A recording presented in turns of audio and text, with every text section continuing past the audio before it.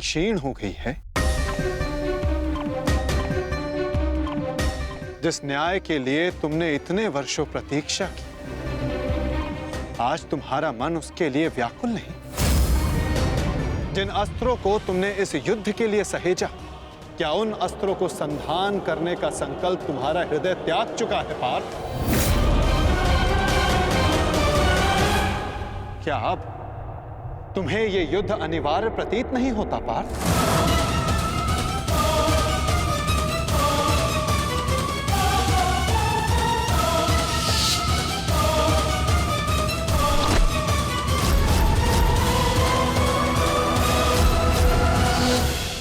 हाँ माता,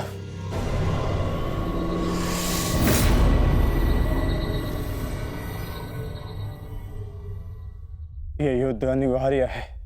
तो फिर तुम व्याकुल क्यों हो पार्थ?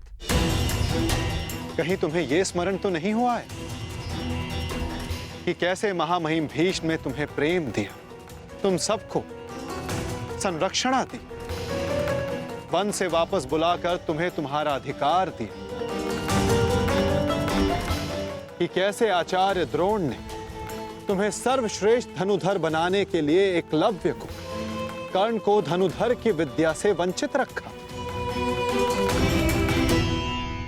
और पाप का भार अपने सर पर लिया। तो क्या यह असत्य है माधव? क्या उन्होंने ये सब नहीं किया? क्या उनका वध करना धर्म है? मेरे पक्ष का क्या? वहां के निर्दोष भी इस युद्ध में मारे जाएंगे। ये नाश क्यों? तुम्हारा कार्य युद्ध करना है पार्थ, धर्म अधर्म की तुलना करना नहीं।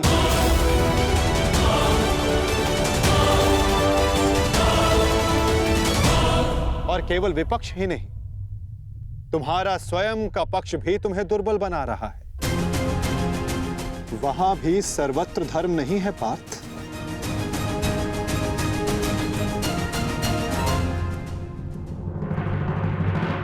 आओ, मैं तुम्हें अपना पक्ष दिखाता हूं।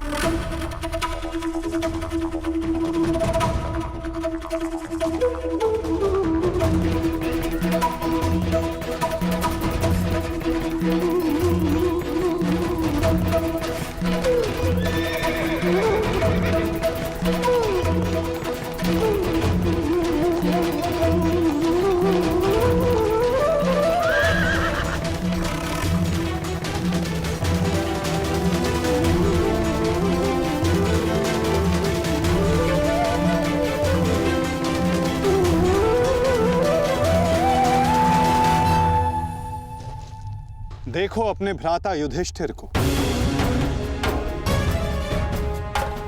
भ्राता भीम को, नकुल सहदेव को, अपने भतीजों को, अपने पुत्रों को।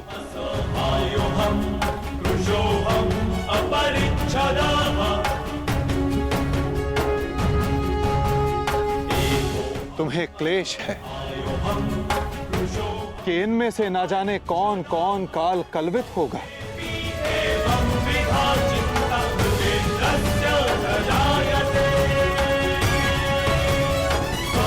इनकी मृत्यु की संभावना तुम्हारे मन को दुर्बल बना रही है पार्थ।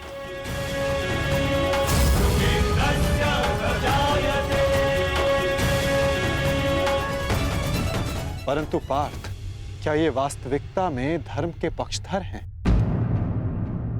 तुम्हें प्रतीत होता है कि ये सब निरपराध मारे जाएंगे। तो बताओ, कौन है जो अपराधी नहीं, जो दोषी नहीं? यदि युधिष्ठिर स्वयं का अधिकार राज्य पर मानते हैं, तो इसमें दुर्योधन का क्या दोष? क्या उनकी माता पहले गर्भवती नहीं हुई थी? क्या यह सत्य नहीं कि युधिष्ठिर ने अपना राजद्यूत क्रीड़ा में लगाया जिसे दुर्योधन ने जीता? यदि दुशासन ने अपनी ज्येष्ठ की आज्ञा मानकर द्रौपदी का वस्त्र हरण करने का अपराध किया, तो तुम चारों ने भी अपनी ज्येष्ठ की आज्ञा मानकर अपनी पत्नी का अपमान होने दिया।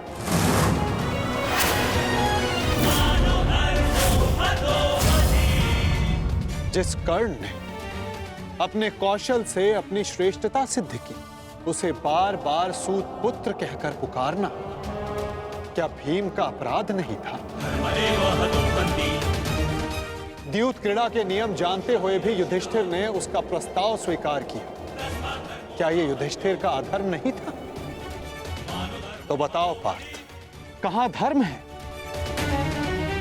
और कहां अधर्म? कौन दोषी है और कौन निर्दोष? बोलो पार्थ।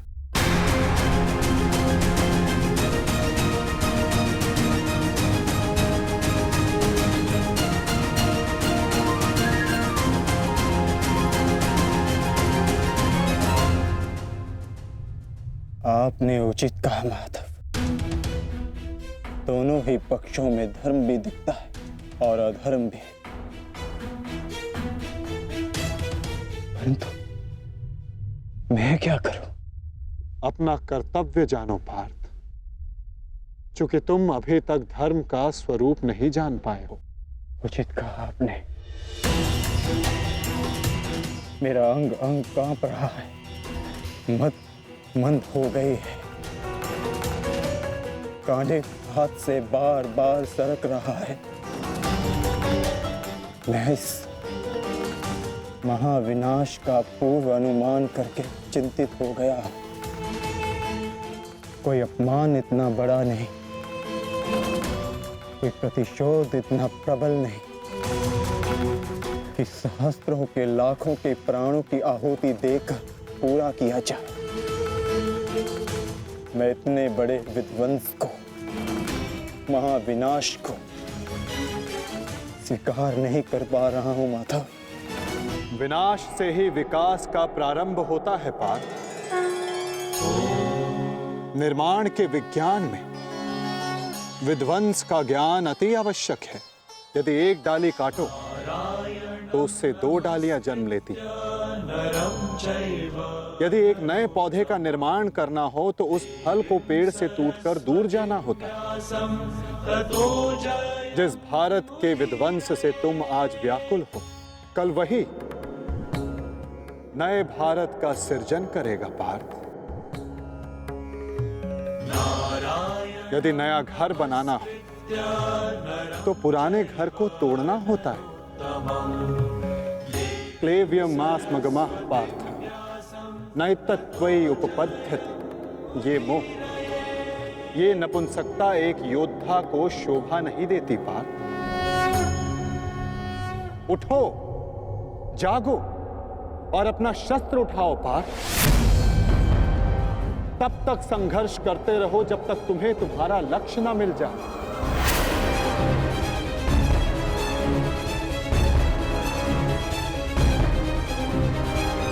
शस्त्र उठाओ?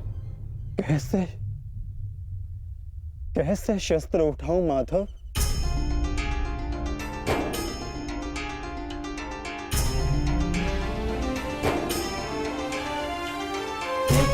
धर्मं च लोभं च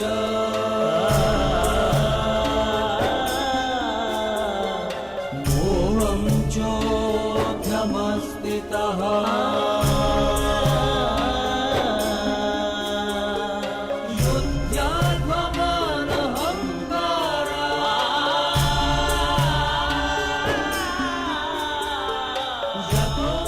जिनकी सेवा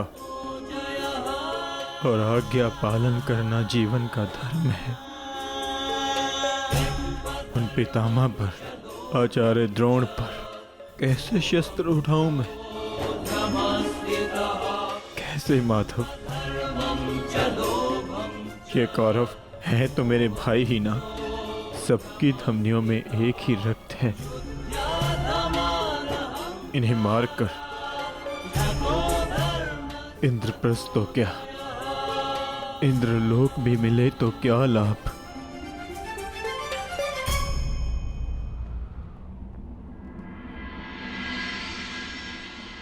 मनुष्य पौरुष करता है ताकि उसका भविष्य बन सके, कर्म करता है ताकि उसकी संतान सुखी रह सके।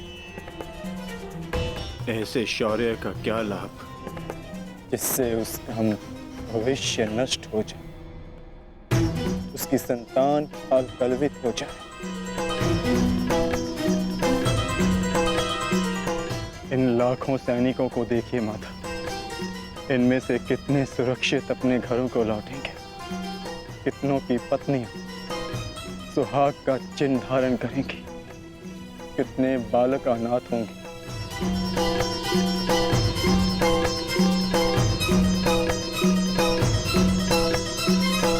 कौन बचेगा उन्हें धर्म और भविष्य सिखाने के लिए? मैं देख रहा हूं माता, इस धर्म युद्ध के पश्चात अधर्म और भी बढ़ेगा। कुरुकुल का ही नहीं, पूरे भारत का विनाश होगा। आज के नियम टूटेंगे। क्या भविष्य को यही आशा है हमसे? तर्क बुद्धिमतपूर्ण है पार्थ, परंतु अर्थ मूर्खतापूर्ण। क्या नष्ट हो जाएगा? कैसा दुख होगा पार्थ? यदि वृक्ष के कुछ पत्ते झड़ जाएं, तो वो दुख का कारण नहीं होते पार्थ। पत्तों के जन्म का तात्पर्य वृक्ष को जीवन देना होता है, स्वयं का जीवन जीना नहीं। ठीक उसी प्रकार मनुष्य का जीवन और मरण, उसका केवल एक ही लक्ष्य होता है पार्थ, समाज में सुख, समाज में धर्म स्थापना। और आज ये समाज तुमसे यही युद्ध मांग रहा है, युद्ध मांग रहा है, युद्ध मांग रहा है, युद्ध मांग रहा है। मैं कह चुका हूं कि विनाश से उद्भाव प्रारंभ होता है। आज समाज में भेदभाव, लोभ, लालच विष बनकर व्याप्त हो रहा है। जो धर्म वर्षों पहले वेदों ने स्थापित किया था, वो आज केवल एक शब्द बनकर रह गया है पार्थ। धर्म का मर्म लुप्त हो गया। तुम्हारे समक्ष कर्ण का उदाहरण है पार्थ, जो वर्ण व्यवस्था कर्म पर आधारित थी, आज उस पर जन्म हावी हो गया है पार्थ। सहस्त्रों का कौशल, उनकी प्रतिभाएं दबाई जा रही हैं पार्थ। समाज नया परिवर्तन मांग रहा है, नई परंपराएं मांग रहा है, और वो सब संभव होगा इस युद्ध से, इस युद्ध से, इस युद्ध से। इस युद्ध से नई परंपराएं जन्म लेंगी। वो व्यवस्था टूटेगी जो आज समाज को तोड़ रही है पार्थ। वर्षा से पूर्व आकाश और धरा दोनों मलिन रहती है पार्थ, परंतु वही वर्षा आकाश और धरा को स्वच्छ बना देती है। और ये युद्ध वही वर्षा है पार्थ, जिसे धरा पुकार रही है। अपने झूठे मोह से मुक्त हो जाओ पार्थ,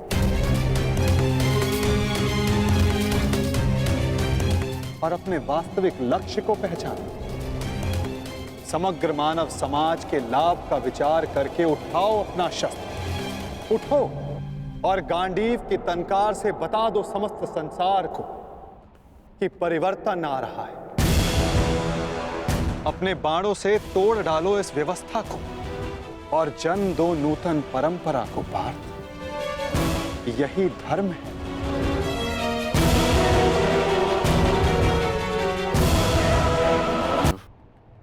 परंतु इनका अर्थ हृदय तक नहीं जाता। मन संशय से इतना भरा है, शस्त्र उठाने में स्वयं को असक्षम पाता हूं। मोह का आवरण धुंध बनकर दृष्टि के समक्ष। धर्म का संशय, मन अपनों की हानि के विचारों से भरा है। संसार को कैसे देखूं?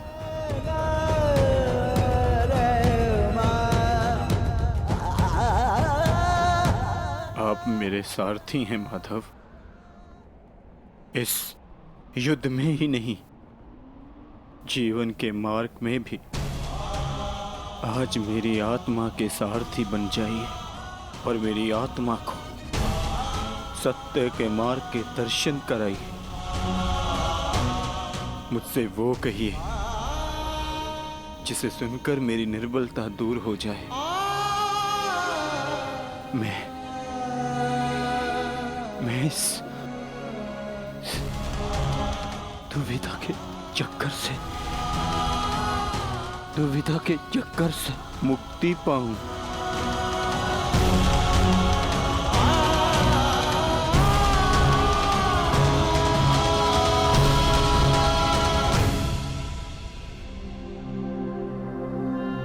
पार्थ,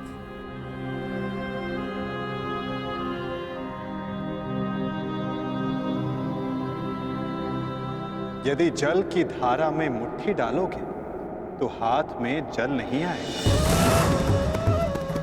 और यदि धारा में अंजलि बनाओगे तो हाथ में जल आएगा। मुट्ठी अहंकार है पार्थ, और अंजलि समर्पण होता है। यदि समर्पण की अंजलि बनाओगे तो ही तुम सत्य का ज्ञान अर्जित कर पाओगे। समर्पण करो पार्थ।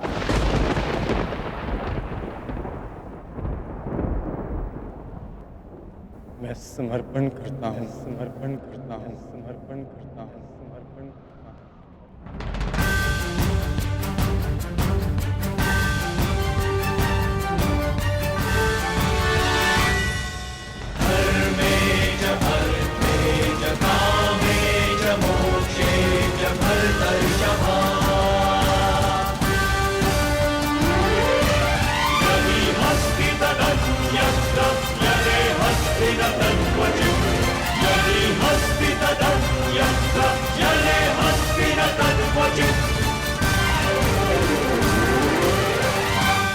तो मैं तुम्हें सत्य, धर्म और कर्म का ज्ञान देता हूं। मैं तुम्हें धर्म और कर्म का मर्म समझाता हूं पार्थ। मैं तुम्हें वो ज्ञान देता हूं जो मानवता को चिरकाल तक उनका मार्गदर्शन करता रहे, उसका सहयात्री और सारथी बनेगा।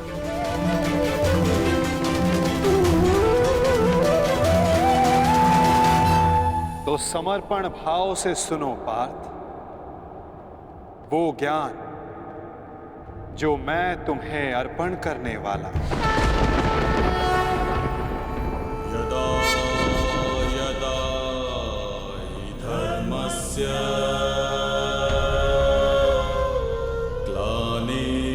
ग्लानिर्भवति भारत अभ्युत्थानम् अधर्मस्य तदात्मानं सृजामि। तो बताइए माता,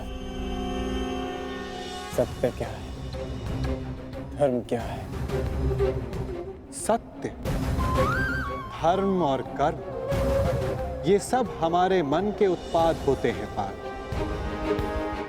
जब तक हमारा मन भ्रम और संशय में होता है तब तक सत्य के दर्शन नहीं होते। तो कर्म और सत्य का मर्म जानने के लिए उत्तर दो पार्थ। तो बताओ, मानव, पशु पक्षी, जल जीव, वनस्पति ये सब कैसे बने? कैसे इन सब का जन्म हुआ है? ये सब कैसे जीते हैं? कैसे इनकी मृत्यु होती है? और मृत्यु के पश्चात ये सब कहां जाते हैं? विचार करके उत्तर देना पार्थ।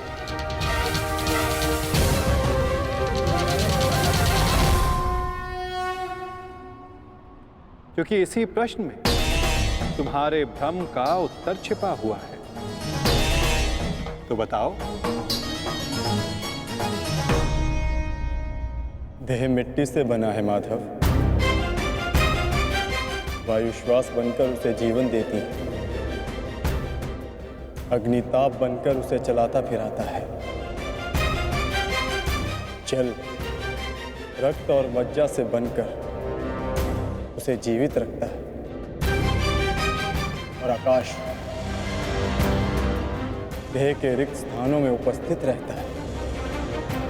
इसी प्रकार इन्हीं 5 महाभूतों से देह का निर्माण हुआ है माधव, और मृत्यु के पश्चात इन्हीं 5 भूतों से इसका विलय हो जाता है।